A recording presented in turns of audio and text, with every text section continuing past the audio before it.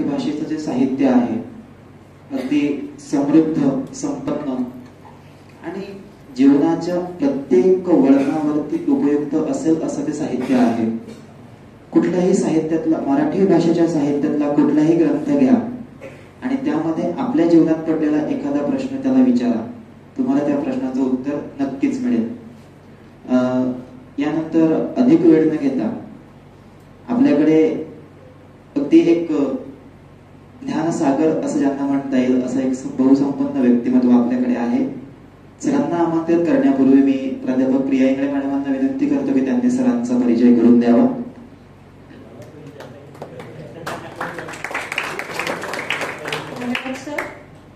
या प्रसंगी आपल्याला लाभलेले सूर्यासारखे तेजस्वी प्रमुख पाहुणे आदरणीय प्राध्यापक व.पु. होले सर, सावदा येथील नागो पाटील कनिष्ठ महाविद्यालयातून जीवशास्त्र विषयाचे प्राध्यापक म्हणून सेवानिवृत्त झाले आहेत. सरांच्या महाराष्ट्रातून स्वलिखित जवळपास 1208 प्रयोग झाले आहेत. तसेच कौतुक तूप आहे, सुन जाई मृत्यूशी, अचूक अर्थवर्ती अशी समृद्ध ग्रंथसंपदा सरांच्या नावी आहे. तसेच सर केसी सोसायटीचे सदस्य आणि लेवा एज्युकेशन युनियन जळगावचे सचिव आहेत. सरांबद्दल बोलायचं झालं तर सर मला 2 ओळी आठवतात. तुमचे सर, तेज तुमचे आहे सूर्यचंद्राहूनही जास्त, तेज तुमचे आहे सूर्यचंद्राहूनही जास्त. तुमच्या बोलण्यात शब्दातच आहे जीवनाचे संपूर्ण शास्त्र. ज्ञानरूपी मार्गाच्या पदक्रमातून कळस गाठू प्रगतीचा, त्यासाठीचा मान आहे अध्यक्षीय मार्गदर्शनाचा. त्याच्यासाठी वेळ न घालवता आदरणीय प्राध्यापक व.पु. होले सर यांना मंचावर येऊन आम्हा सर्वांना मार्गदर्शन करण्याची विनंती करते.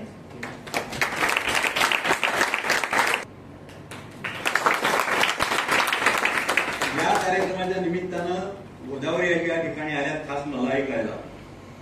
त्याच्यासारखा दुसरा आनंद दुसरा आयुष्यात असू शकत नाही. या वयामध्ये आजी अजूनही तितक्याच ऍक्टिव्ह आहेत की ज्या सुरुवातीला आम्ही बघितले. या कार्यक्रमाच्या निमित्तानं हजर असलेले आपल्या कॉलेजचे प्राचार्य पाटील सर, जांभळे सर, इतर सर्व प्राध्यापक बंधू भगिनी आणि माझ्या समोर बसलेल्या साऱ्या ज्ञान मंडळीच्या वारकऱ्यांना, सर्वात प्रथम आज आपण ज्या माणसाचा जन्मदिवस आज मराठी भाषा गौरव दिन म्हणून साजरा करतोय ते म्हणजे स्वर्गीय वि. वा. शिरवाडकर किंवा त्यांना आपण कुसुमाग्रज असं म्हणतो. कुसुमाग्रजांचा वाढदिवस मराठी भाषा गौरव दिन म्हणून का साजरा करावा याचं उत्तर पहिल्यांदा आपण देऊ, नंतर मग आपल्या वाचनाला सुरुवात करू. त्यापूर्वी थोडंसं कन्फ्युजन होतं. 2-3 गोष्टी ती क्लिअर करतो. 27 फेब्रुवारीला मराठी भाषा गौरव दिन साजरा करतो. 1 मेला ज्या दिवशी 1960ला आपला महाराष्ट्र स्वतंत्र राज्य म्हणून झालं, तो दिवस आपण मराठी भाषा राजभाषा दिन म्हणून साजरा करतो. राजभाषा 1 मे ला साजरा करतो. मराठी भाषा गौरव दिन 27 फेब्रुवारीला साजरा करतो. आणि अजून एक दिवस आहे 21 फेब्रुवारी, 8 दिवसापूर्वी झाला, जागतिक मातृभाषा दिन. असे 3 दिवस आपण मराठी माणसं जिथं कुठं असतील तिथं आपण ते साजरे करतो. आता हा दिवस आजचा वि.वा. शिरवाडकरांचा जन्मदिवस आपण साजरा करतो. कारण त्याचं मित्र होत आहे सरस्वती मातेच्या मंदिरातील एक असं चकाकणारं रत्न ज्याला म्हटलं जातं. साहित्य क्षेत्रातला एक मानदंड ज्यांना आपण मानतो ते म्हणजे वि.वा. शिरवाडकर. या शिरवाडकरांनी 1942 साली विशाखा नावाचं जे एक कविता संग्रह दिला, तो असा होता की त्या पारतंत्र्याच्या काळामध्ये या माणसाने असं काही त्या कवितांमधून पेरलं की स्वातंत्र्यासाठी सगळ्यांना एक बळ मिळालं. फार मोठं काम होतं त्या काळात स्वातंत्र्यासाठी साहित्यातून. त्यानंतर त्यांनी 7 खंड कविता, 16 खंड निबंध, अनेक कादंबऱ्या, अनेक लघुकथा, 19 नाटकं. त्यातलं एक नाटक सगळ्यांना माहिती आहे, नटसम्राट. या नटसम्राटला 1974 साली अकादमीचा पुरस्कार, साहित्य अकादमीचा पुरस्कार मिळाला. या सगळ्यांचं काम करता करता करता त्यांना 1987 साली आपल्या मराठीला जो नोबेल प्राइज आपण म्हणतो ते म्हणजे ज्ञानपीठ पुरस्कार. या नोबेल प्राइजनी म्हणजे या ज्ञानपीठ पुरस्कारांनी विवा शिरवाडकरांना गौरवलं गेलं. 1991 पद्मभूषण ही पदवी देऊन त्यांचा सत्कार दिल्लीला केला गेला. हे सामान्य व्यक्तिमत्व नाहीये मित्र. त्यांना अनेक पुरस्कार मिळाले, अनेक सन्मान झाले, अनेक ठिकाणच्या संमेलनाचे अध्यक्ष झाले आणि अनेकांना अशी प्रेरणा देत राहिले ते अनेक शास्त्रज्ञ त्यांचे जे जे प्रवाह होते साहित्याचे, त्या प्रत्येक प्रवाहात म्हणजे कविता असेल, कथा असेल, कादंबरी असेल, समीक्षा असेल, त्या प्रत्येक क्षेत्रामध्ये नवीन माणसं तयार करत गेले आणि मराठीची अस्मिता कशी वाढेल त्याचा विचार करत गेले. मित्र, भारतामध्ये ज्या प्रमुख अधिकृत भाषा बोलल्या जातात, अधिकृत शब्द वापरतो, त्या 22 आहेत. त्याच्यामध्ये आपली मराठी आहे. आपली ही मराठी भारतामध्ये जे जास्तीत जास्त लोक बोलतात त्यातला 3 क्रमांक आहे, 3रा क्रमांक आहे आपला मराठीचा. आणि जगामध्ये आपला 15वा क्रमांक आहे. कशाचा? जास्तीत जास्त बोलणाऱ्या लोकांमध्ये 1, 2, 3, 4, 5 असं जगामध्ये. भारतात 3रा, जगामध्ये 15वा. इतिहासात सरांनी सांगितलं, बोलत होते सर, ऍक्च्युली मराठीची जी सुरुवात आहे आपली ती 9व्या शतकामध्ये झाली. इथून सुरुवात झाली आहे 9व्या शतकामध्ये. त्याच्यानंतर माहिमभट नावाचा एक शिष्य होते आपल्या महानुभाव संप्रदायाचे, की त्यांनी लीळाचरित्र नावाचा ग्रंथ लिहिला. गद्यामध्ये पहिला लीळाचरित्र. नंतर मग ज्ञानेश्वरांनी आपली ज्ञानेश्वरी लिहिली मराठीमधनं, आणि ती किती गोड आहे. अमृताबरोबर पैसे लावले तर ती जिंकते, म्हणजे अमृतापेक्षा गोड आहे. अशी ही मराठी ज्या वेळेला पैठणला सातवाहन नावाचं राजांचं राज्य होतं, साम्राज्य होतं, त्यावेळेला त्यांनी पहिल्यांदा शासकीय भाषा म्हणून वापरायला सुरुवात केली. आणि मित्र, छत्रपती शिवाजी महाराजांनी या मराठी भाषेचं संवर्धन असं केलं आणि त्याच्यासाठीचा एक विशेष काम छत्रपतींनी केलंय, ते म्हणजे मराठीची राजकोश तयार केलाय. मराठी भाषेचा राजकोश तयार करणारे छत्रपती शिवाजी महाराज. अशा प्रकारचं संवर्धन होत होत होत अनेक संतांनी ग्रंथ तयार केले, पण ते ग्रंथ प्रामुख्याने ओव्यांच्या स्वरूपात होते. जर थोडस मागे गेलं तर आपल्या असं लक्षात येतं की आपल्याकडे गुरु शिष्य परंपरा होती. गुरु सांगायचे तोंडी लिखाण नव्हतं. शिष्य ऐकायचे, लक्षात ठेवायचे, ते शिष्य दुसऱ्यांना सांगायचे.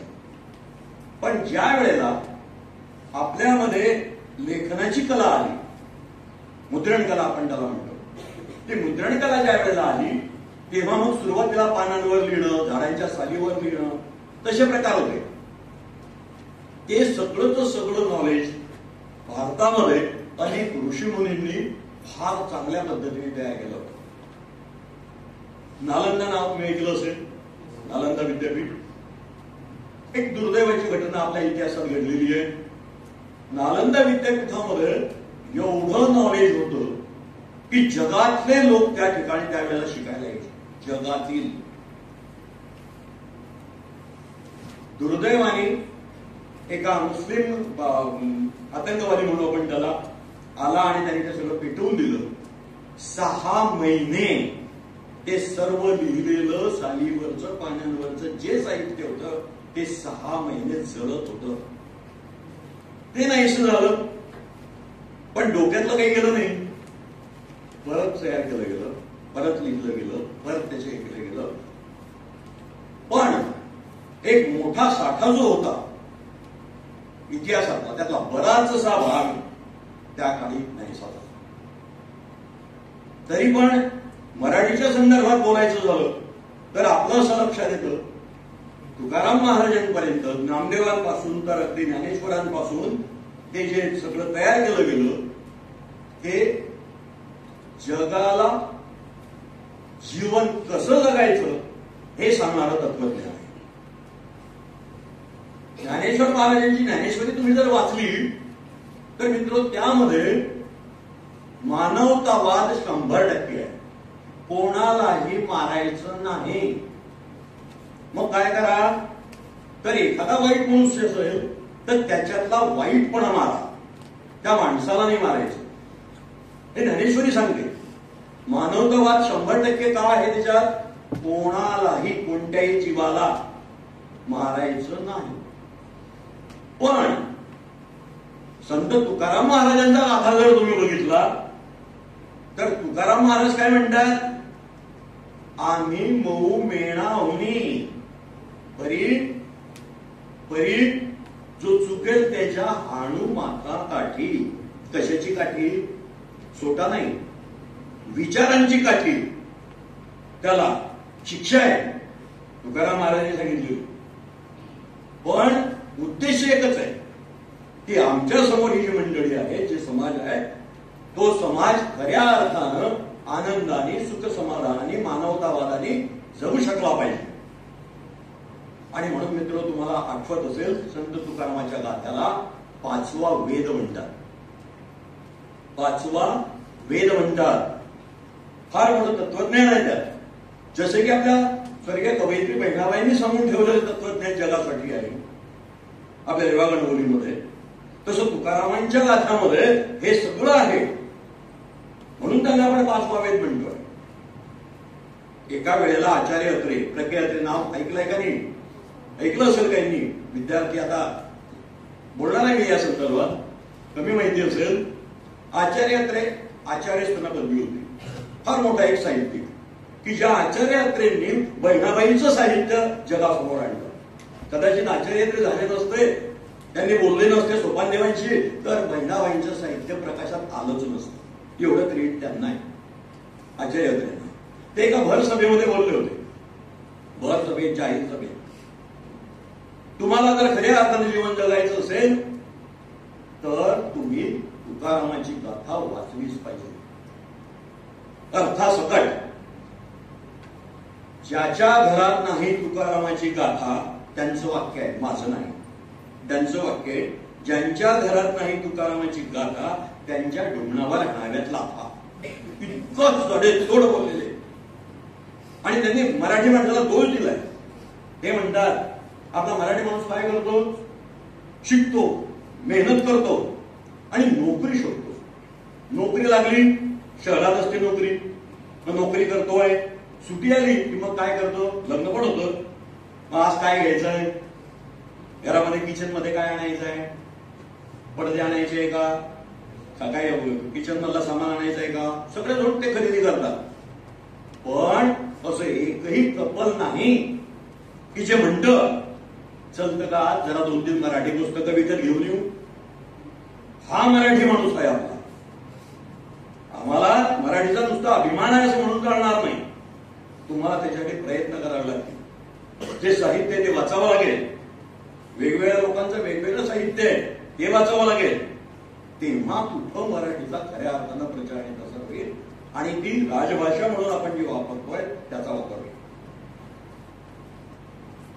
आज तुम्हाला असं सांगता येईल, तुम्हाला सांगता येईल तुम्हाला, पूर्वीपासून जर विचार केला तर समाजाने कसं वागावं यासाठी रामायणाची कथा आहे, महाभारताची आहे,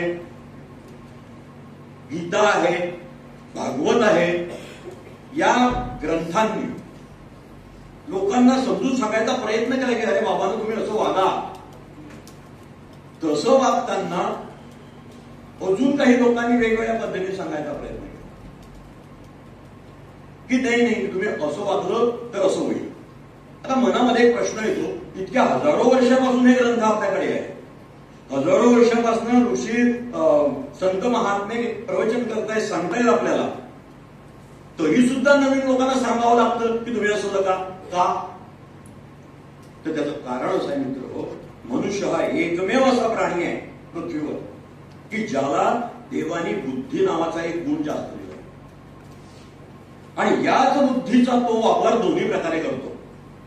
एक चांगल्या प्रकारेही करू शकतो आणि तितकाच तो वाईट प्रकारेही करू शकतो. हा वाईट प्रकार करणाऱ्या लोकांची संख्या जेव्हा जास्त होते तेव्हा त्या सगळ्या लोकांना सांगावं की अरे बाबा हे तुम्ही करू नका, हे चांगलं नाहीये, अशा प्रकारचं जीवन जगणं चांगलं नाही. आणि म्हणून मग त्यांना दरवेळेला नवीन जनरेशन आली की त्यांना सांगावंच लागतं की नाही रे बाबा हे चुकीचं आहे, हे करू नका, हे चांगलं हेच करा, असं दरवेळेला सांगावं लागतं. आणि त्यासाठीच मित्र मग आपण चांगलं म्हणतोय, तुम्ही म्हणता मानवतावाद टिकलाच पाहिजे, पण एक गोष्ट अजून महत्वाची आहे की जी आपल्या ग्रंथांमधनच कळते. कोणती? जर अशा शक्ती असतील की ज्या सामान्य माणसाला त्रासदायक असतील, नीट लक्षात घ्या, त्या शक्तींचा विमोडपण करता आला. रामायणामध्ये आपल्याला माहितीये आदर्श राम, सगळे गुण असलेला माणूस, पण त्याला सुद्धा एक गोष्ट करावी लागली वाईट. कोणती? रावणाला त्याला मारावं लागलं. रावणाला का मारावं लागलं? तर त्याला सांगूनही तो समजला नाही मानवतावाद काय असतो. मानवतावाद काय असतो हे न समजल्यामुळे रावणाला मारावं लागलं. महाभारतामध्ये कृष्णाला त्याच्या मामाला मारावं लागलं, कंसाला, नाही समजू शकला. आतंकवादी जर आले तर आपल्या भारतात त्यांना मारावं लागतं, नाहीतर ते आपल्याला मारणार आहे. आणि म्हणून ज्या अशा शक्ती असतील की ज्या सामान्य माणसांना जीवन जगण्यासाठी त्रासदायक ठरू शकतात, नकारात्मक कामं ते करतात, अशा शक्तींचा विमोड करावाच लागतो. हेही वाचनच सांगतं, ग्रंथच सांगतात. आणि म्हणून आपल्याला या मराठीच्या संदर्भामध्ये जेवढे ग्रंथ उपलब्ध आहेत, जेवढं ज्ञान उपलब्ध आहे, ते सगळं आपल्याला माहिती असायला पाहिजे. तेव्हा आपण दुसऱ्याला सांगू, तसं आपण वागू. जर आपल्याला माहितीच नसेल कसं वागायचं, कशी वागू आपण, आणि आज तसं आपल्याला बघायला मिळतं. आणि म्हणून मित्र एक शब्द तुम्ही वारंवार ऐकत असाल, वाचन संस्कृती. आता हे वाचन संस्कृती म्हणजे काय आहे? संस्कृती कशाला म्हणतात? तर एक साधं संस्कृतीचं व्याख्या अशी आहे की आपण पूर्वीपासून समूहाने राहत होतो, आणि त्या समूहामध्ये जे पूर्वापार चालत आलेल्या गोष्टी आहेत, रूढी परंपरा आपण सारं म्हणतो, त्या रूढी परंपरा त्या गटांमध्ये पाळल्या जात होत्या, कारण त्या चांगल्या असायच्या. ज्या चांगल्या रूढी, चांगल्या परंपरा असतील, सण असतील, उत्सव असतील, जे काही असेल ते पुढच्या पिढीला सांगतात की हे आपण पूर्वीपासून करत आलोय, आता पण करा. ठीक आहे, आपण ही त्यांची संस्कृती आहे, ते तसं का करतात ती त्यांची संस्कृती आहे, बरोबर. मग आता वाचन संस्कृती म्हणजे नेमकं काय? तर वाचन संस्कृतीमध्ये आपल्याकडे उपलब्ध असलेले सगळे जे चांगले ग्रंथ आहेत त्यांचं वाचन व्हायलाच हवं. या पिढीने नव्हे, सर्व येणाऱ्या पिढ्यांनी ते करायला हवं. त्याची व्यवस्था पण आपण करायला हवी. ती म्हणजे आपली मग संस्कृती तयार होईल, वाचन संस्कृती. आता या वाचन संस्कृतीमध्ये तुम्ही हे ग्रंथ म्हणतायत सगळे बरोबर आहे, मग तेच वाचायचे का फक्त? नाही मित्र, जशी आपण प्रगती करत गेलो तशा काही गोष्टी नवीन घडत गेल्या. उदाहरणार्थ आपसामध्ये मतभेद वाढले. मग मतभेद वाढले, एकमेकांच्या विरोधातली बोलणं सुरू झालं, एकमेकांच्या विरोधातली लिखाण सुरू झालं, काहीवर अन्याय व्हायला लागला, त्या अन्यायाच्या विरोधामध्ये लिहिलं गेलं. वैज्ञानिक शोध लागले, त्या वैज्ञानिक शोधांची पुस्तकं तयार झाली वैज्ञानिक गोष्टींसाठीची. काहींनी मनोरंजनात्मक लिहायला सुरुवात केली की नाही बाबा माझ्या समोरच्या लोकांना आनंद वाटला पाहिजे, म्हणून मग मी काहीतरी विनोदाने लिहितोय. मध्ये विनोदाने लिहिण्यामध्ये आपल्याला कळतं की बाबा याच्यामध्ये अशी गोष्ट आहे, तशी आहे, आनंद होतो, कळतो. अशा प्रकारे साहित्यामध्ये वेगवेगळे प्रकार सुरू झाले, मराठीमध्ये सुद्धा. आणि त्यामध्ये अनेक नवीन लेखकांनी आपापल्या प्रतिभेनुसार आपापली मतं मांडायला सुरुवात केली, की जी मतांमुळे नवीन लोकांना त्याचा जीवन जगायला फायदा झाला. आता अशा प्रकारचे फायदे साहित्यामुळे होत आहेत, लक्षात घ्या. ही संस्कृती वाढली पाहिजे. मग हे असं होत असताना एक गोष्ट अजूनही आपल्या लक्षात येते की काही नवीन उत्सव आपण सुरू केले. कोणकोणते? जसं की आजचा दिवस आपण साजरा करतो. एपीजे अब्दुल कलाम आयडॉल आहेत सगळ्यांचे. त्यांचा जन्मदिवस 15 ऑक्टोबर आपण वाचन प्रेरणा दिन म्हणून साजरा करतो दरवर्षी. स्वर्गीय सर्वपल्ली राधाकृष्णन त्यांचा जन्मदिवस आपण काय साजरा करतो? शिक्षक दिन साजरा करतो. दरवर्षी हे करतो. दरवर्षी करता करता करता असं होईल की भारतामध्ये ही याची संस्कृती आहे. अशा प्रकारचे तयार करणं, अशा प्रकारचे कार्यक्रम घेणं, उत्सव घेणं. आणि अशा प्रकारे जर आपण नवीन नवीन ऍड करत गेलो, गरजेनुसार, समाजाच्या गरजेनुसार, देशाच्या गरजानुसार, तर नवीन पिढीला ते कळतं की नाही नेमकं आपण काय करायला हवं. ते आदर्श आहेत आपले. ते आदर्श तुमच्या समोर जर आले नाही, तुम्हाला कळणार कसे की ते काय होते आणि काय नव्हते. आणि म्हणून या वाचन संस्कृतीमध्ये अशा प्रकारचे हे नवीन नवीन जे ग्रंथ येतील ते आपण वाचत वाचत वाचत जेव्हा येऊ तेव्हा एक गोष्ट लक्षात येणार आहे की हे इतके ग्रंथ आहेत, हे आम्ही केव्हा वाचू, कसे काय वाचू. तर मित्र, एक गोष्ट लक्षात ठेवायची, आपल्याला अशी नजर आपली असली पाहिजे की नेमकं योग्य काय आहे ते कळलं पाहिजे, अयोग्य काय आहे ते तिथेच टाकता आलं पाहिजे. आणि त्यासाठी मित्र तुम्हाला दृष्टी असायला हवी, नुसतं पाहणं नको. आता पाहणं आणि दृष्टीमध्ये काय फरक असतं? पाहतात तर सगळेच, पण जेव्हा तुम्ही एखाद्या गोष्टीकडे बुद्धीचा वापर करून पाहता तेव्हा ती दृष्टी तयार होते. आणि म्हणून मी आता समजा या ठिकाणी बोलतोय, तुमचं लक्ष असं असायला पाहिजे की सर बोलत असताना हे वाक्य त्यांचं चुकीचं होतं ते तिथेच टाकता आलं पाहिजे. पण हे वाक्य चांगलं होतं, हे माझ्यासाठी कामाचं आहे, ते मला डोक्यात ठेवता आलं पाहिजे आणि मला माझ्या आयुष्यात तेव्हा तर ते वापरता आलं पाहिजे. तेव्हा ती दृष्टी तयार होईल. ती दृष्टी तयार आपल्याला प्रयत्न करावे लागतील त्यासाठी. हे नाही आपल्याला अशा पद्धतीने ते करावे लागेल.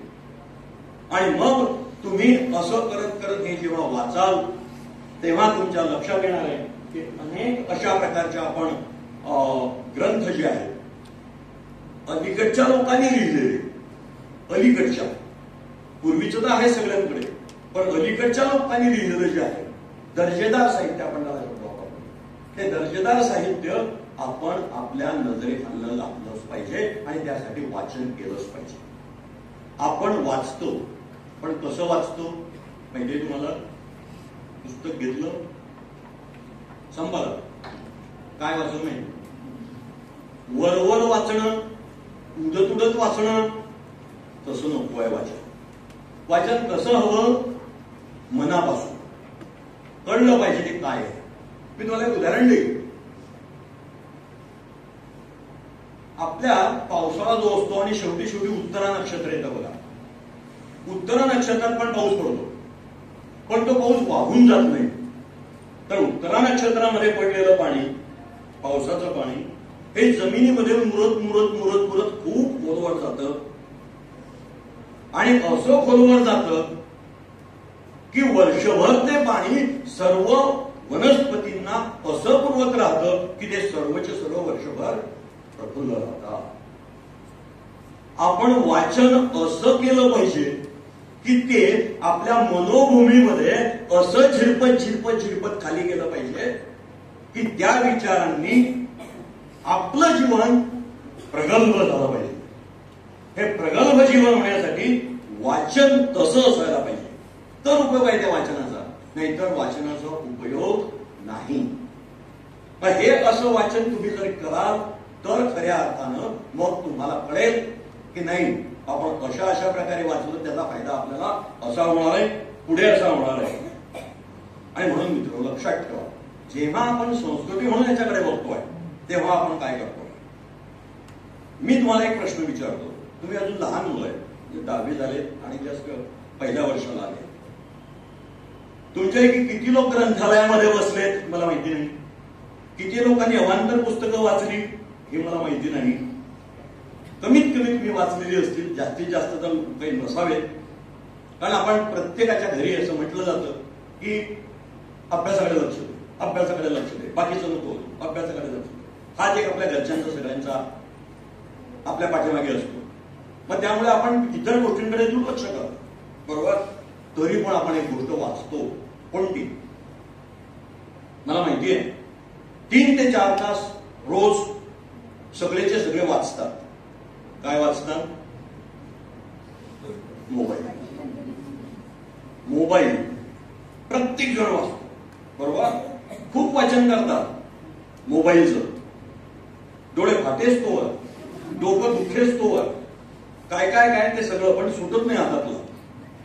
मित्र मी तुम्हाला सांगणार आहे, मोबाईलमध्ये तुम्ही काय वाचतात आणि त्याच्यामध्ये तुमचा वेळ किती वाया जातो याच्याकडे मी तुमचं लक्ष वेधणार आहे. सकाळी सकाळी मोबाईल तुम्ही बघा. गुड मॉर्निंग, गुड मॉर्निंग, शुभप्रभात, शुभप्रभात, शुभप्रभात, शुभ. मुलगा आरवतोय, तुम्ही ते कट करताय, डिलीट करताय, डिलीट करताय, डिलीट, वेळ जातोय, डिलीट करताय. मग भाऊंचा वाढदिवस, दादांचा वाढदिवस, अमुकचा वाढदिवस, अमुकचा वाढदिवस, त्यांनी केला, त्यांनी केला, मी पण पाठवला, त्यांनी पण पाठवला, डिलीट करा, डिलीट करा, डिलीट करा. मग येतात आध्यात्मिक गुरु, सुविचार, तुम्ही कसं जगा, तुम्ही कसं जगा, तुम्ही कसं जगा, तुम्ही कसं जगा, डिलीट करा, डिलीट करा, डिलीट करा. किती वेळ जातो आहे. हे कसं होत आहे, इकडचा मेसेज आला लगेच फॉरवर्ड दुसरीकडे, तो त्याला फॉरवर्ड तिसरीकडे, तो तिसरा चौथा परत आपल्यालाच करतो. आजी आपल्याकडे एक हे प्रथा आहे, कोणी वारलं की त्याच्या घरी आपण कपडे घेऊन जातो. ते कपडे नाही की ते कपडे ज्यांच्याकडे आपण नेतो ना ते नाही वापरत, ते दुसरीकडे देतात. ते दुसरे पण वापरत नाही, ते तिसरीकडे देतात, ते पण वापरत नाही. कदाचित ते आपल्याकडे परत पण येतात. हे मेसेजचं तसंच आहे. उपयोग शून्य, त्या कपड्यांचा उपयोग शून्य, त्या मेसेजचा उपयोग शून्य. वेळ मात्र किती केला? 1 तास, 2 तास, 3 तास. लक्ष आहे आपलं. आणि त्याच्याही पेक्षा वाईट गोष्ट जर कोणती घडत असेल तर ती म्हणजे तुमच्या मेंदूला होणारा त्रास. तुम्ही आता तंत्रज्ञानाचे विद्यार्थी आहे, त्यात रेडिएशन बाहेर पडतात माहिती तुम्हाला. पेट्रोल पंपावर मोबाईल वापरूनही देत. मोठी हाय व्होल्टेजची लाईन असेल वरतून तर आपण मोबाईल वापरत नाही. का? तर रेडिएशन असे निघतंय की त्याचा स्फोट होऊ शकतो. इतके भयानक रेडिएशन त्यातून निघत आहे आणि ते आपल्या मेंदूमध्ये जात आहे. आपल्या नर्व्हस सिस्टीमला डॅमेज करणारे ते आहेत.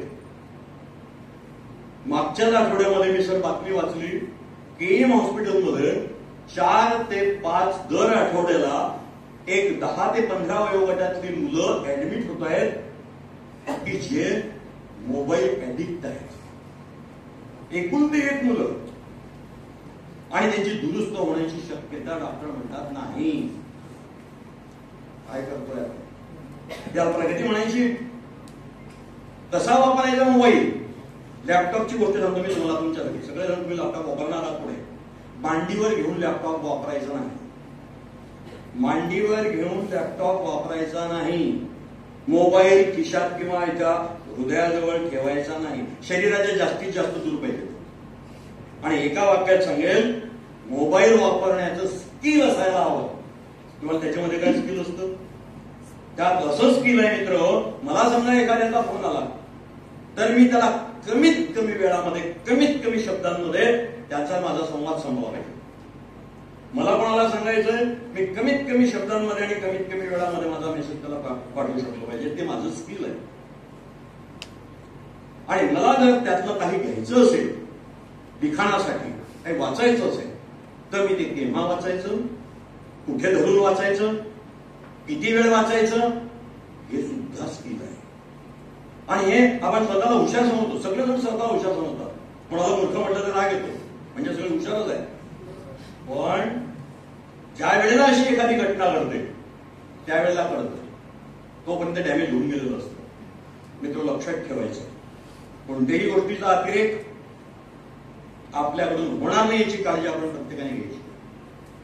वाचन झालं पाहिजे, पण मित्र पुस्तकांचं झालं पाहिजे, चांगल्या चांगल्या लेखकांच्या पुस्तकांचं झालं पाहिजे.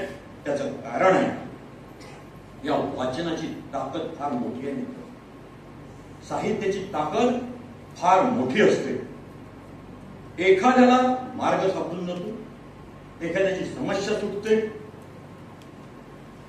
एखाद्याचं जीवनच बदलून जातं एखाद्या पुस्तकामुळे.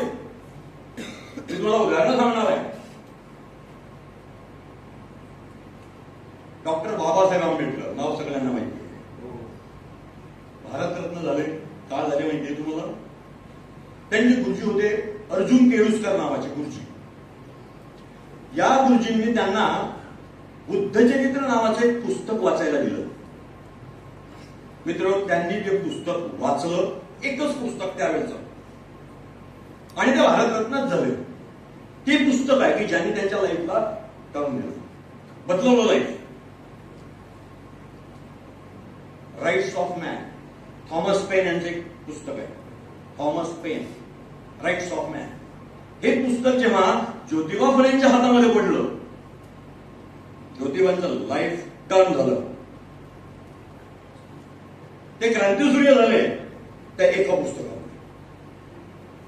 पहा पुस्तक काय करू शकतं याचे उत्कृष्ट उदाहरण आहे.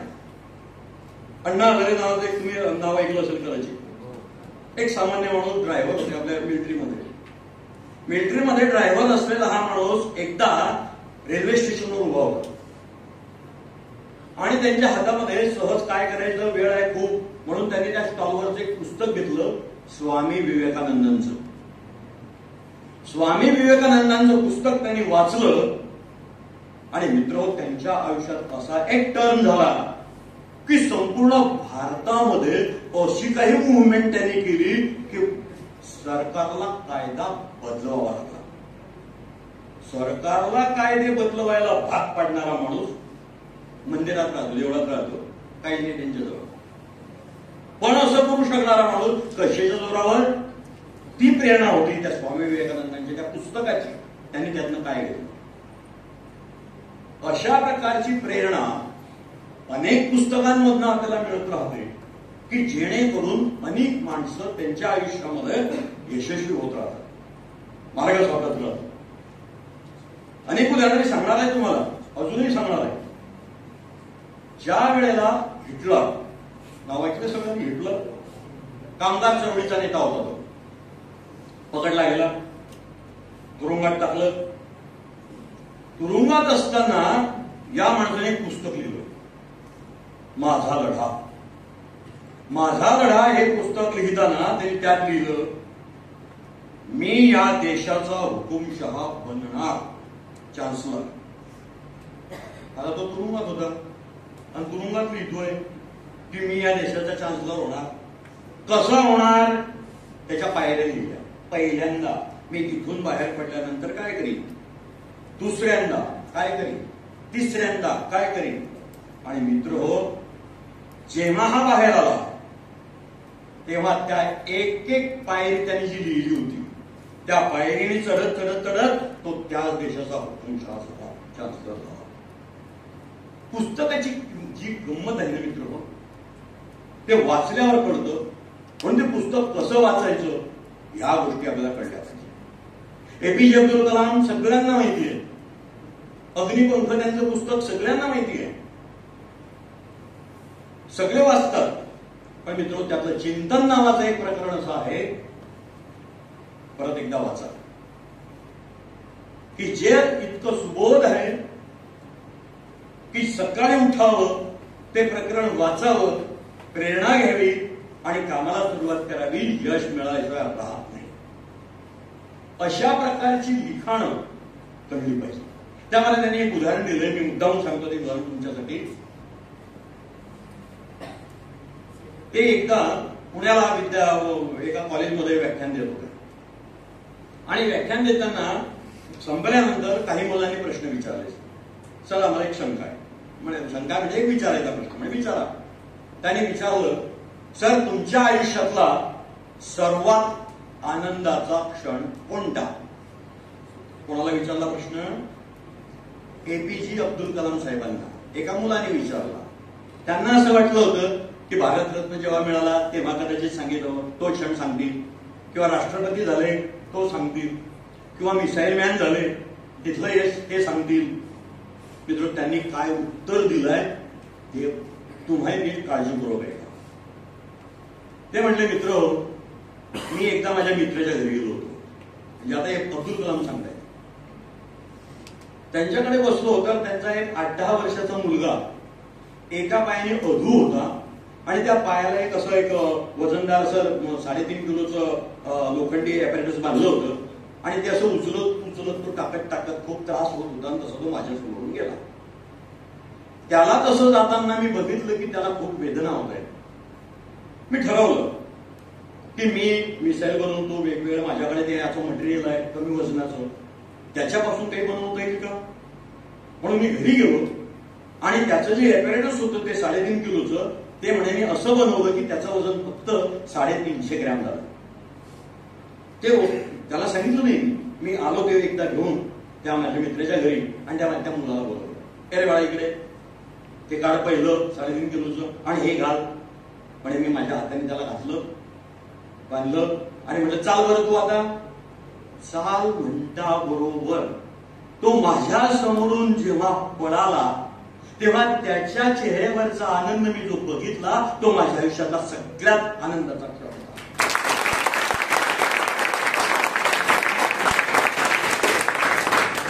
आणि त्याच्या पुढचं वाक्य आहे, मित्र एक वाक्य लक्षात ठेवायचं, सत्तेपेक्षा नेहमी सेवाच श्रेष्ठ असते.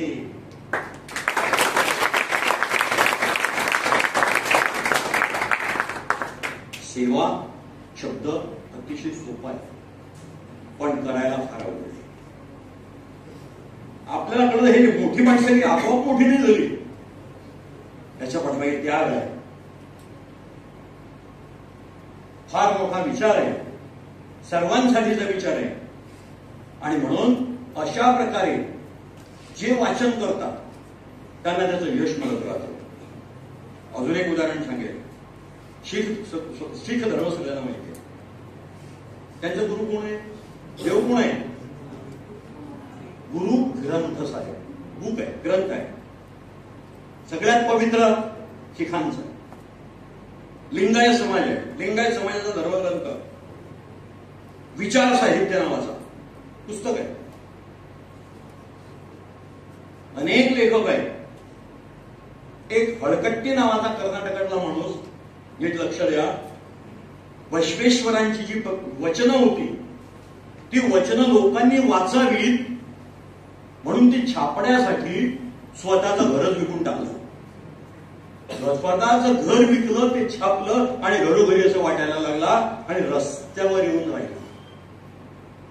एक गंमत आहे, साधी गोष्ट आहे. पद्मा गोळे नावाच्या एक साहित्यिका होत्या. इतकं वाचन शेवटचे क्षण आले, बेडवर होत्या. ते मोठं पुस्तक धरून तोललं जात नव्हतं. झोपून त्या पुस्तकाचं एक पान फाडायच्या आणि ते पुस्तक वाचायचे. आणि मित्र ते पुस्तक वाचता वाचताच स्वर्गवासी झाले. काय गंमत आहे. वाचन ह्या गोष्टी आपण फक्त ऐकायच्यासाठी नसतात मित्र, त्या फॉलो कशा होतील ते केलं पाहिजे. आपण कसे त्या अवलंबून तेव्हा ते कळेल आपल्याला की नाही हे आपण केलं पाहिजे.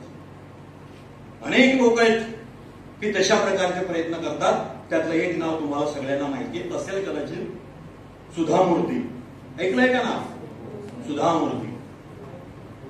इन्फोसिस, जागतिक लेवलवर. पण या बाईंनी कर्नाटकातल्या सगळ्या खेड्यांमध्ये ग्रंथालय सुरू केली, वाचनालय. काय गंमत आहे. का केली असतील की माझ्या या सामान्य लोकांनी, जनतेने वाचावं आणि त्याप्रमाणे वागावं की जेणेकरून त्यांना आनंद मिळेल जीवन जगण्याचा, दुसऱ्याला आनंद देता येईल. ज्यासाठी अनेक लोक प्रयत्न करतायत की जेणेकरून बाकीच्यांनी तसं वाचावं, की इतरांना सांगावं की जेणेकरून आपली मराठी भाषा सर्वांपर्यंत कशी पोहोचेल याचा विचार अलीकडचे अनेक लेखक करतायत. अनेक लेखक करतायत. आपल्या परिसरामध्ये सुद्धा अनेक बरेचशी चांगली मंडळी लिहित आहेत, चांगलं लिहित आहेत. अगोदरचं चांगलं आहे. तुमच्यासाठी विद्यार्थ्यांसाठीचं काय आहे, तरुणांसाठी काय आहे, म्हाताऱ्यांसाठी काय आहे, हे सगळं प्रकारचं साहित्य आपल्याकडे भरपूर प्रमाणामध्ये उपलब्ध आहे. प्रश्न असा आहे, आपण त्याचा वापर करत आहोत किंवा नाही. मित्र, हे सगळं करण्यासाठीची प्रेरणा अशा दिवसांमधून मिळते. आज इथं बसलेले सगळे मुलं एक गोष्ट लक्षात ठेवायची आयुष्यामध्ये, जेव्हा केव्हा वेळ मिळेल तेव्हा लायब्ररीमध्ये जा, बघा. अवांतर नॉलेजची किती पुस्तकं आहेत. अवांतर नॉलेज करिअर करायचंच आहे, त्याच्यासाठी वेळ द्यायचाच आहे, त्यात वादच नाही. पण जेव्हा जेव्हा वेळ मिळेल की नाही आपल्याला थोडासा वेळ आहे, तो त्या लायब्ररीमध्ये घालवा, बघा, शोधा ती पुस्तकं काय आहे, काय काय त्या पुस्तकांमधून आपल्याला मिळू शकत आहे. कारण ते तुमच्यासाठी आहे. आणि म्हणून आपण सगळ्यांनी ग्रंथालय असतील, वाचनालय असतील, कुठे आपल्या गावामध्ये असेल, कुठे आपल्या कॉलेजमध्ये असेल, त्या ठिकाणी गेलं पाहिजे, वाचलं पाहिजे. कारण तुम्हाला कोणत्या पुस्तकातनं काय मिळेल सांगता येत नाही, त्याची पण उदाहरण मी सांगणार. एक पुस्तक कोणी, एक मुलगी, घडलेला प्रसंग आहे, नीट लक्षात घ्या. MSc कॉम्प्युटर झालेली मुलगी एका कॉलेजमध्ये टेम्पररी कॉलेजमध्ये लागलेली होती. कॉलेजमध्ये 1 वर्ष झालं सर्व्हिसला. आणि त्या मुलीचा मला एकदा फोन आला. फोन असा आला की सर मला तुम्हाला भेटायचं, तुम्ही आहात का घरी. म्हटलं आज नाही पण उद्या 11 वाजता तू मला भेटू शकतेस. एक काळजीपूर्वक आहे का. ही मुलगी मला का भेटायला येत असेल, मला सहज वाटलं काहीतरी त्या नोकरीचा वगैरे काही प्रश्न असेल, कुठे काही जागा आहे का वगैरे विचारत असेल. म्हटलं येईल. ती आली माझ्या घरी. तिच्या हातामध्ये एक पाकिट होतं. त्या पाकिटामध्ये एक पत्र लिहिलेलं होतं. म्हणे सर हे पत्र तुम्ही नंतर वाचा, मला तुमच्याशी बोलायचं आहे. म्हटलं काही हरकत नाही. मी सुरुवात केली. म्हणे सर मी 9 वर्षाची होते तेव्हा माझी आई वारली. त्यावेळेला माझा भाऊ हा 3 वर्षाचा होता, 2च वर्षाचा असेल. पण माझ्या वडिलांनी दुसरं लग्न केलं नाही. म्हटलं बरं मग. म्हणे तेव्हापासून मीच त्याची आई झाली आहे, त्या माझ्या भावाची. माझे बाबा शेतकरी, रोज शेतात जातात, कामं करतात. मी मात्र घरचं सगळं करते, त्या लहान भावाला मोठं करते. मी शिकते आहे, बाबाचं सगळं आवडते. मी MSc कॉम्प्युटर झाली, सर्व्हिसला लागली. पण मागच्या वर्षी एक घटना घडली. म्हटलं काय. म्हणे हा लहानपणापासून माझा हा जो भाऊ आहे हा आजारी असायचा. मी अनेक वेळा त्याला दवाखान्यामध्ये नेलं, पण मागच्या वर्षी त्याचा कान फुटला. म्हणून मी भुसावळला एका डॉक्टरांकडे गेलो. डॉक्टरांनी म्हटलं ऑपरेशन करावं लागेल, पण ह्या टेस्ट करू नका. ब्लडच्या टेस्ट केल्या, ते रिपोर्ट मी आणले. ते रिपोर्ट बघून डॉक्टर म्हणले मी हे ऑपरेशन करू शकत नाही. म्हणे का. मी तर हो म्हणले होते. म्हणे नाही मी आता नाही करणार. म्हणजे का मला कारण समजलं पाहिजे. मग म्हणे तुम्हाला हा रिपोर्ट कळत नाही का काय आहे. म्हणे नाही. म्हणे मी A ग्रुपची विद्यार्थी आहे, मला काही कळलं नाही काय आहे. म्हणे तुझ्या या 9वी मध्ये शिकत असलेल्या लहान भावाला एड्स झालेला आहे. पायाखालची जमीनच सरकली. म्हणजे डॉक्टर कसं काय शक्य आहे? नाही म्हणे हा इतका वीक आहे, कुठेतरी इंजेक्शन मधनं, कुठून तरी ब्लड ट्रान्सफ्युजन मधनं कुठेतरी त्याला खूप दिवसापूर्वी झालेला आहे, आता तो दिसतो आहे, हे मी करणार नाही, तुम्ही दुसरीकडे करा.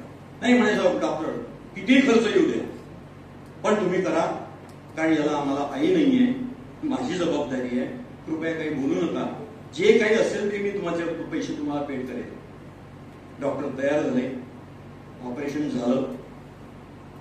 झालं, मुलगा घरी आला आणि काही दिवसातच तो मुलगा वारला. मग म्हणे मी मात्र खूप बेचैन झाले. बेचैन अशासाठी झाली की मला एड्सच्या संदर्भात माहिती नव्हती. मला असं वाटलं की मी याचं करते सगळं, कदाचित तो मलाही झालेला असावा. आणि त्याच वेळेला म्हणे माझे जे नातेवाईक आहे त्या सगळ्यांनी घाट घातला होता वडिलांकडे, अरे आता ही नोकरीला लागली, या वर्षी हिचं आपण लग्न करून टाकू. मग मला भीती वाटायला लागली, जर मला एड्स झालेला असेल तर मी लग्न कसं करायचं, आणि हे सांगायचं कसं की माझ्या त्या भावाला होता. म्हणे मी इतकी बेचैन झाली, अबोली झाली, कोणाशी बोलत नव्हते, काय करावं कळत नव्हतं. दिवसेंदिवस लग्नासाठीच्या मागण्या येत होत्या. आणि एक दिवशी म्हणे सर, परवाच्या दिवशी मी ठरवलं आज रात्री मी आत्महत्या करायची. आणि माझ्या कॉलेजची माझ्याकडे जी पुस्तकं होती ती पुस्तकं परत करायला मी ग्रंथालयामध्ये गेली. ग्रंथालयात तिथे जो होता तो दादा होता, तिथे जेवायला गेला होता, म्हणून मी त्या टेबल समोर बसली आणि त्या टेबलावर एक पुस्तक पडलेलं होतं. त्या पुस्तकाचं नाव होतं टर्निंग पॉइंट, लेखक प्राध्यापक W.U. खोले. त्यातली पहिली कथा मी वाचली, डंख नावाची, की ज्या डंख नावाच्या कथेमध्ये तुम्ही सांगितलंय की एड्स हा फक्त 4च प्रकाराने होऊ शकतो आणि ते 4ही प्रकारामध्ये मी बसत नाही, त्यामुळे मला तो आहे का नाही ही शंका मनामध्ये आली आणि म्हणून मी तुम्हाला भेटायला आले. हे लिहिलेलं आहे ते खरं आहे का?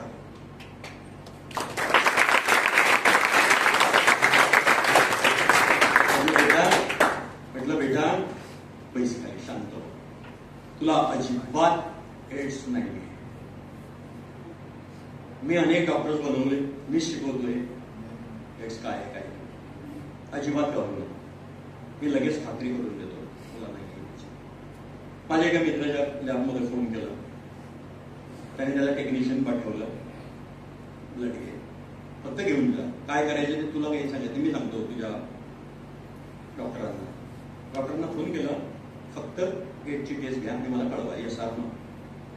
त्यांनी टेस्ट घेतली, अर्थातच गेली, नव्हता एड्स, खात्री झाली आणि रोज ती निघाली.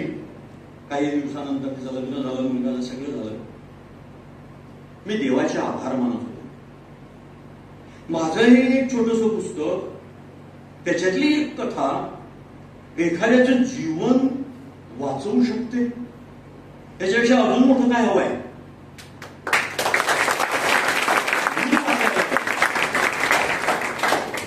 म्हणून वाचायला हवं. एपीजे अब्दुल कलामांचं पुस्तक का वाचायला हवं? शेवटच्या श्वासापर्यंत काय केलं पाहिजे ते कळलं पाहिजे. शेवटच्या श्वासापर्यंत. 2001 भुजला भूकंप झाला होता, आठवतोय तुम्हाला? मुलांना कधीच आठवत नसेल.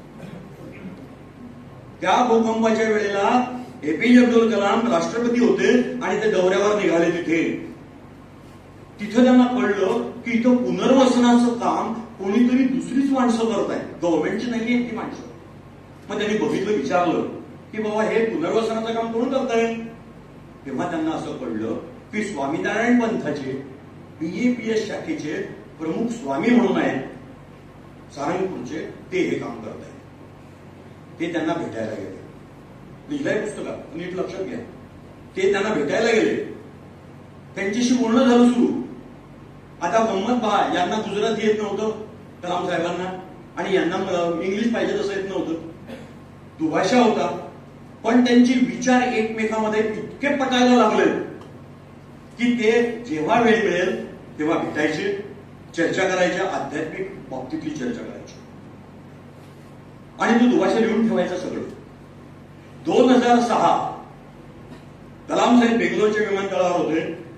त्यांनी फोन केला प्रमुख स्वामींना की स्वामी मला एक शंका आहे, मला तुमच्याशी बोलायचं आहे. म्हणजे बोला.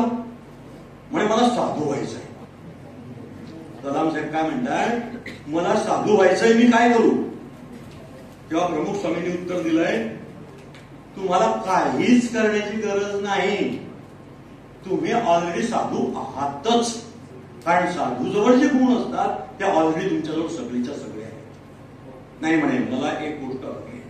कलाम साहेब काय म्हणते, मला एक गोष्ट हवी आहे, ती मला मिळायला हवी. याच्यासाठी मी तुम्हाला सांगतो, तुमची कान देऊ नये का. ती गोष्ट अशी आहे म्हणे की माझी अशी इच्छा आहे की माझ्या विद्यार्थ्यांच्या समोर भाषण करत असतानाच मला मृत्यू यावा. तेव्हा प्रमुख स्वामी हसले. म्हणजे बस एवढंच. बघूया. फोन खाली ठेवला. परत त्यांचे ते सुरू झालं भेटणं वगैरे, लिखाणगाव वगैरे. आणि त्यांनी त्यांचं जे संभाषण होतं ते एका इंग्लिशमध्ये लिहिलं. ट्रान्सेंडन्स नावाचं पुस्तक लिहिलं. ट्रान्सेंडन्स कोणी लिहिलं? अब्दुल कलाम. 15 जून 2015 ते पुस्तक घेतलं आणि सारंगपूरला जाऊन प्रमुख स्वामींना ते अर्पण केलं. कोणी? कलाम साहेबांनी. तेव्हा प्रमुख स्वामींनी विचारलं की काय बाबा आता दौरा काय आहे पुढचा? म्हणे काय नाही, या ठिकाणी व्याख्यान आहे, इथं असा कार्यक्रम आहे, तिथे कार्यक्रम आहे, तिथे कार्यक्रम आहे आणि आसाममध्ये एक कार्यक्रम आहे. म्हणजे ठीक आहे या. त्यामधल्या पिरियडमध्ये या ट्रान्सेंडन्सचं इंग्लिशचं जे पुस्तक होतं त्याचं मराठीमध्ये रूपांतर केलं गेलं. उन्नयन नावाचं सकाळ पेपर्सनी केलं. श्रीमंत माने त्यावेळेला संपादक होते. त्या पुस्तकाचं प्रकाशन धुळ्याच्या स्वामीनारायण पंथाच्या त्या मंदिरामध्ये केलं गेलं. मला श्रीमंत मानेंनी त्या पुस्तक प्रकाशनाला बोलवलं होतं तिथे. तेव्हा मला बऱ्याचशा गोष्टी कळल्या की काय काय घडलंय त्या पुस्तक लिहिण्यामागे. आणि मित्र, तो दौरा सुरू असताना ज्या वेळेला ते आसामला गेले होते, IIM चे विद्यार्थ्यांच्या समोर शिलांगला भाषण करत होते. भाषण करत असतानाच त्यांना अटॅक आला आणि ते अनंतात विलीन झाले. इच्छा पूर्ण झाली. कुठपर्यंतच काम करायचं होतं त्यांना? शेवटच्या श्वासापर्यंत. मी माझ्या विद्यार्थ्यांच्या समोर बोलत असतानाच मला मृत्यू यावा. काय विचार आहे, काय त्याग आहे. एकही क्षण माझ्या आयुष्यातला एकही श्वास विनाकारण जाता कामा नाही. आणि विचार आहे, आयडाव आहे. हा विचार आपल्यामध्ये आला. ठीक आहे मित्र, थोडस माफ करा, मला वेळेचं जरा थोडं भान नाही राहिलेलं नाहीये. पण एकच मिनिट आहे, 1-2 मिनिट थांबा. ठरवते बसा. मित्र, या आजच्या कार्यक्रमामधनं तुम्ही अजून माझ्या दृष्टीने लहान आहात हे मुलं, पण काहीतरी आज घेऊन जा बरोबर. नक्कीच अवांतर अभ्यासक्रम तर करायचाच आहे. 100पैकी 100 पर्यंत जायचंच आहे अभ्यासक्रमात. पण अवांतर नॉलेज मिळवा की जेणेकरून तुमचं खऱ्या अर्थानं तुमचं जे व्यक्तिमत्व ते प्रगल्भ झालं पाहिजे, प्रभावी झालं पाहिजे. मी जेव्हा इतरांच्या समोर बोलतो तेव्हा मला असं जाणवलं पाहिजे की या माणसाला मी जे म्हणतोय ते त्याला पटतंय, मला ते पटवता आलं पाहिजे. का मला तुमच्याकडनं एखादं काम करून घ्यायचं असेल तर तुम्ही ते करू शकला, मला वाटलं पाहिजे, झालं पाहिजे माझं ते काम. इतक्या माझी पर्सनॅलिटी कशी असावी, किती प्रभावी असावी ते ठरवता आलं पाहिजे. आणि ती प्रभावी होण्यासाठीचे प्रयत्न आपण केले गेले पाहिजे आपल्याकडून, की जे आपल्याला या अशा कार्यक्रमांमधून घेता येतील, करता येतील. मित्र, शेवटची एक गोष्ट सांगणारे थांबणार. जीवन जगताना नीतिमूल्य फार महत्वाचे असतात. नीतिमूल्य सांभाळता आली पाहिजे. अनैतिकता आपल्या व्यवहारांमध्ये येता कामा नये. नाहीतर तुम्ही आनंदाने जीवन जगू शकता. कदाचित अनितीने पैसा मिळेल, तात्पुरता आनंद होईल, समाधान नाही मिळणार. आपलं उद्दिष्ट असलं पाहिजे की मला खऱ्या अर्थानं सुख समाधानानं जीवन जगायचं आहे आणि म्हणून मला याच पद्धतीचा अवलंब केला पाहिजे. आणि म्हणून एक शेवटची गोष्ट सांगतो आणि थांबतो.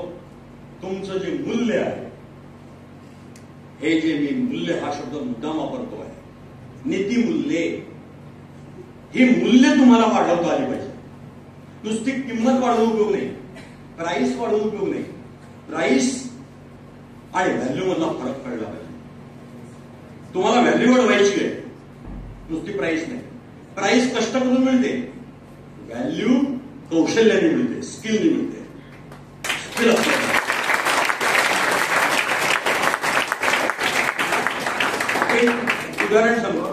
एक उदाहरण सांगतो. भर समुद्रामध्ये जहाज उभा आहे, अचानक बंद पडलं, पुढे जातच नव्हतं, सुरूच होत नव्हतं. सगळे टेक्निशियन थकले, इंजिनियर्स थकले, काय करायचं कळेना. शेवटी जो तज्ञ होता कुठल्या तरी समोरच्या देशातला, त्याला फोन केला गेला की बाबा जहाज असं बंद पडलंय, येऊन तुम्ही बघा. आणि तो कसा येणार? त्या जहाजावर समुद्रात हेलिकॉप्टरने आला, उतरला त्या जहाजावर, ते पॅनल बघितलं सगळं आणि हळूहळू पाहता त्याच्या लक्षात आलं एक छोटासा स्क्रू ड्रायव्हर होता त्याच्या हातात. एक स्क्रू टाईट केला, बटन दाबलं, जहाज सुरू झाला.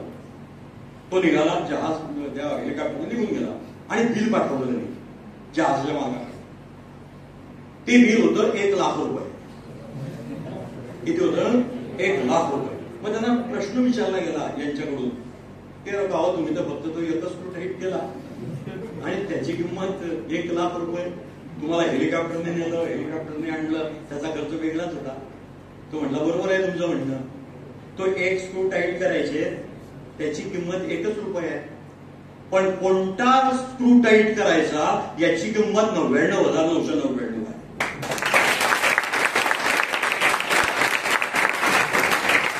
हे ते स्किल आहे, ही ती व्हॅल्यू आहे. ही व्हॅल्यू आपल्याला वाढवायची. आणि मित्र, हे मूल्य हा नीतीशी जोडला जेव्हा करतो तेव्हा आपली किंमत समाजात कळते. आणि समाजामध्ये नीतिमूल्यांनी बघणाऱ्याची एक वेगळी इमेज असते. आनंद असतो, सुख समाधान असतं, इतरांना तो आनंद देऊ शकतो, घेऊ शकतो. अशा प्रकारचं तुम्हाला जीवन मिळो, अशी आजच्या या मराठी भाषा गौरव दिनाच्या निमित्तानं मी सरस्वती मातेच्या चरणी प्रार्थना करतो. विनंती करतो मातेला की माते या सगळ्यांना अशी सद्बुद्धी दे की खऱ्या अर्थानं ते आमच्या मराठीची तर सेवा करतीलच, पण स्वतःच्या आनंदामध्ये हे नीतिमूल्य सांभाळतील. या ठिकाणी आपण बोलावलं, माझा सन्मान केला, म्हणून मी आपले आयोजक, पहिल्यांदा आमच्या आजींचे आभार मानतो की त्यांनी इतकं बसून मला ऐकलं. आपले झांबरे सर, पाटील सर, सगळे प्राध्यापक यांनी मला संधी दिली, त्याबद्दल त्या सर्वांचे आभार मानतो. सर्व प्राध्यापकांचे आभार मानतो, आपलेही आभार मानतो. आणि या ठिकाणी माझ्या शब्दांना विराम देतो. धन्यवाद. जय हिंद, जय महाराष्ट्र. आहेत ते आपल्या सर्वांसाठी या ठिकाणी ग्रंथालयासाठी उपलब्ध करून दिलेली आहेत. आजी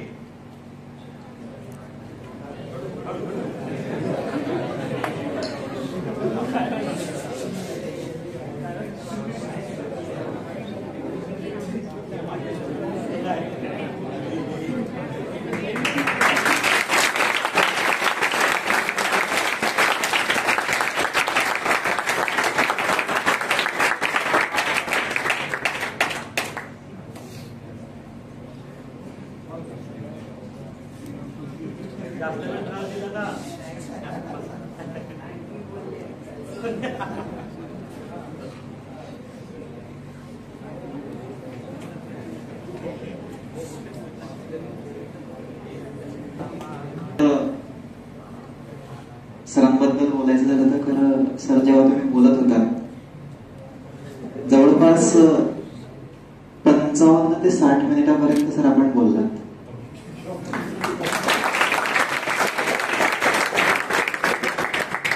पण यामध्ये एकही क्षण असं जाणवलं नाही की यातलं असं काही सोडून द्यावं. अगदी या ठिकाणी बसलेला प्रत्येक विद्यार्थी त्याच्या अंगावरील रोमारोमाचे कान करून तुम्हाला ऐकत होता सर. आणि नक्कीच आपण जे शिकवण, जे बहुमूल्य मार्गदर्शन आम्हाला आज या रूपाने केलं, त्याची अंमलबजावणी स्वतः आम्ही शिक्षक आणि आमचे विद्यार्थी वर्ग त्यांच्या आयुष्यामध्ये प्रत्येक ठिकाणी करेलच. खरं तर तुमच्याबद्दल बोलण्यासाठी माझ्या स्वलिखित काही ओळी मी या ठिकाणी बोलू इच्छितो.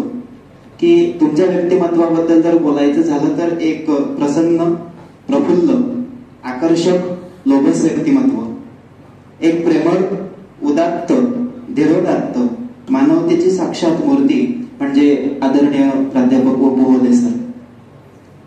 कार्यकौशल्य आणि विचारांच्या तारा जुळल्या की मग पूर्णपणे आपलंसं होणारे, दिलखुलास गप्पात रंगून जाणारे आणि हृदयात कायमचे स्थान मिळवणारे हे व्यक्तिमत्व साहित्य, संगीत, कला व कल्पनेच्या वैविध्यात रमलेले असं एक व्यक्तिमत्व म्हणजे आदरणीय व बोहले सर. खर तर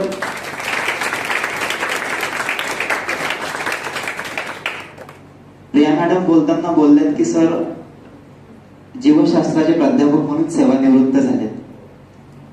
सरांनी सेवेत निवृत्ती घेतली पण सेवेतून निवृत्ती घेतली नाही. साहित्याची आणि समाजाला सुधारण्याची जी एक सेवा आहे ती सरांनी आजही अजूनही सर जोपासतायत.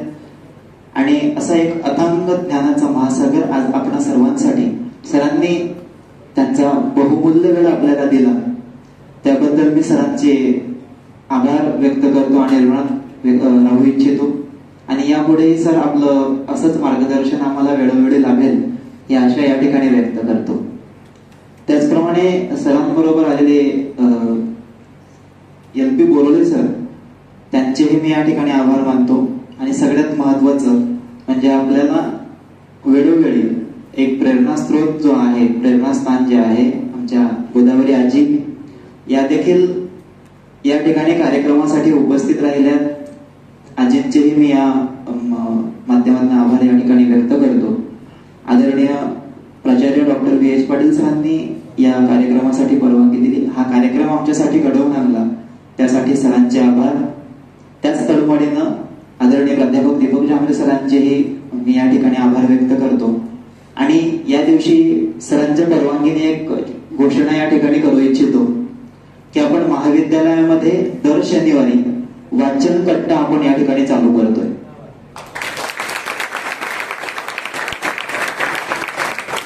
या ठिकाणी बसल्या असताना मनामध्ये ती कल्पना आली आणि मी सरांना बोलून दाखवली. सरांनी लगेच ती मान्य केली. तर दर शनिवारी जवळपास 3 तासांसाठी अवांतर वाचनासाठीचा जो कट्टा आहे तो आपण या ठिकाणी चालू करणार आहोत. ज्यांना तशी पुढील नोटीस त्या ठिकाणी निघेलच आणि त्या अनुषंगाने आपली कार्यवाही त्या ठिकाणी होईल. आणि येथेच माननीय अध्यक्षांच्या परवानगीने सदर कार्यक्रम संपला असं मी या ठिकाणी जाहीर करतो.